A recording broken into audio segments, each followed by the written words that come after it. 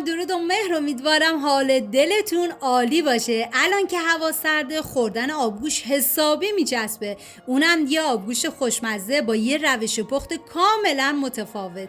آبگوش بزباش اصفهان یا گوشت و لوبیا. بریم که با هم دیگه درستش کنیم.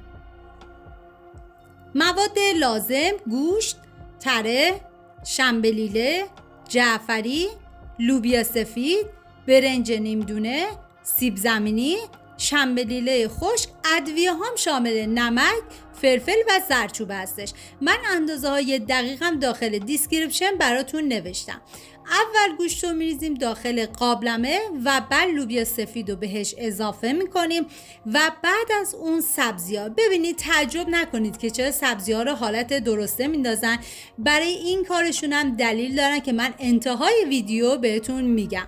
و بعد از اون مقداری از شنبلیله خشک رو ما توی این مرحله اضافه میکنیم و همچنین زردچوبه.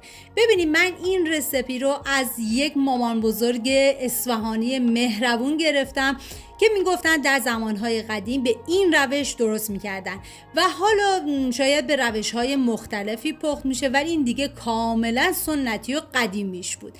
و بعد از اینکه آب بهش اضافه کردم میذارم تا به جوش بیاد و کاملا پخته بشه. و اگر اهل غذاهای نونی هستین بهتون پیشنهاد میکنم حتما این آبگوشت بزباش اصفهان رو درست کنین که واقعا طعمش بی‌نظیر بود و یکی از خوشمزه ترین آبگوشت‌های ایرانی بود. و بعد از اینکه تقریبا 2 ساعت یا 1 ساعت و نیم از زمان پختش که گذشت، من سیب زمینی و برنج نیمدونه که متاسفانه تو فیلم نیفتاد بهش اضافه کردم. و زمانی که برنج رو اضافه میکنی باید چندین مرتبه هم بزنی تا برنجتون ته نگیره و بعد از اینکه برنج دونش باز شد دیگه باید بزنیم کاملا بپزه. و بعد از اونم ما بهش شنبلیله خشک حالا توی این مرحله اضافه میکنیم و همچنین چون گوشت من دیگه تقریبا پخته بود نمک و فلفل سیاه رم در این مرحله به آبگوش اضافه میکنم. ببینید زمان پخت این آبگوش 3 ساعت و نیم تا 4 ساعت با حرارت متوسط باید بذارید آبگوشتون کاملا جا بیفته.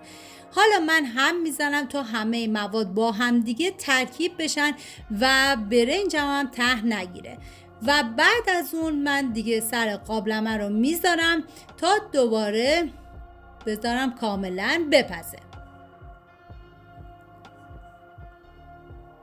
و اواسط پخت دوباره سر قابلمه رو بر میدارم و یه هم میزنم. گفتم به خاطر اینکه برنج داره ما باید چندین مرتبه حتما هم بزنیم تا برنج کاملا دونش باز بشه.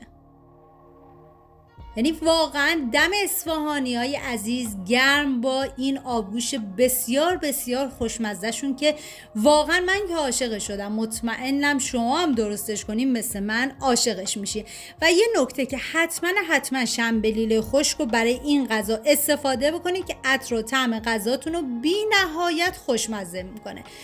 و ببینید دیگه اینجا آبگوشت من تقریبا جا افتاد و بعد از اون دوباره هم میزنم و باید حالا آبو از مواد کاملا جدا بکنیم و بعد از اون گوشتشو بکوبیم.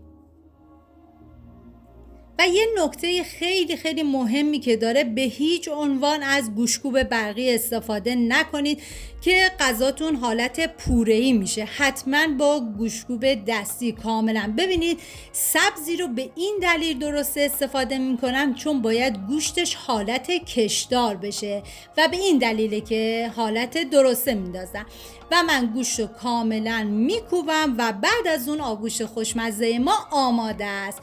اگر ویدیو مورد پسندتون بود و تا این لحظه کانال رو سابسکرایب نکردید خوشحال میشم سابسکرایب کنید. اگه ویدیو رو هم دوست داشتید لطفاً ویدیو رو لایک کنید. لایک شما باعث میشه که این ویدیو در معرض دید افراد بیشتری قرار بگیره. از این طریق هم از من حمایت میکنید. بعد از اینکه من گوشت رو کوبیدم حالا مقداری ادویه‌ام توی این مرحله که کاملا اختیاریه بهش اضافه میکنم و تست کردم نمکشم کم بود، نمکم بهش اضافه میکنم و دوباره میکوبم. ببینید همینجوری زمانی که دارم میکوبم گوشت کاملا کش داره و بی نهایت خوشمزه. جای تک تک شما عزیزان خالی. امیدوارم درست کنید در کنار خانواده در این هوای سرد پاییزی از خوردنش لذت ببرید. مرسی از همراهی همیشگیتون. تا یه خوشمزه دیگر، بدرود.